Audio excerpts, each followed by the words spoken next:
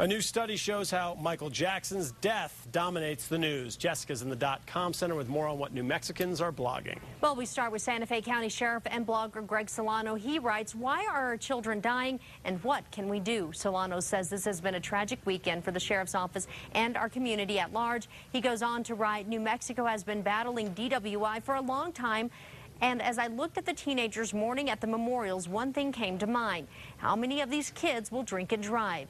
Driving home after drinking is ingrained in the culture of New Mexicans." He also writes, "Not drinking and driving is something we will have to teach a whole new generation of New Mexicans so that it is considered a true moral and subconscious, you do not do this type of thing."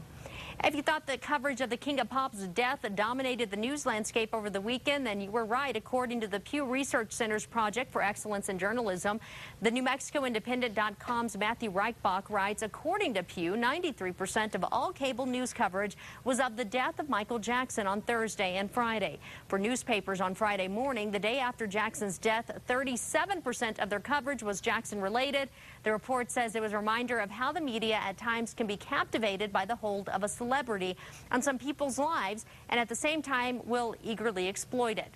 The Pew report gives an example of how news has changed in the past 3 decades. When Elvis Presley died in '77, the report states CBS News was criticized for choosing not to lead its newscast with it. Okay, have you ever seen a barbecue commercial like this one? Mr. Spriggs barbecue, it's our way. Mr. Spriggs barbecue, tender. Mr. Spriggs barbecue, falls off the bone. Mr. Spriggs barbecue, Spriggs barbecue. Mr. Spriggs barbecue, it's our way.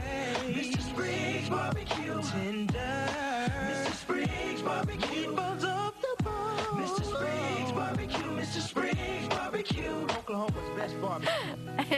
I mean, what are they trying to sell here? Van Tate actually found that on YouTube. All right. If you think you can blog, email me. Tell me about your website. Michael. Thanks, Jess. We'll be right back.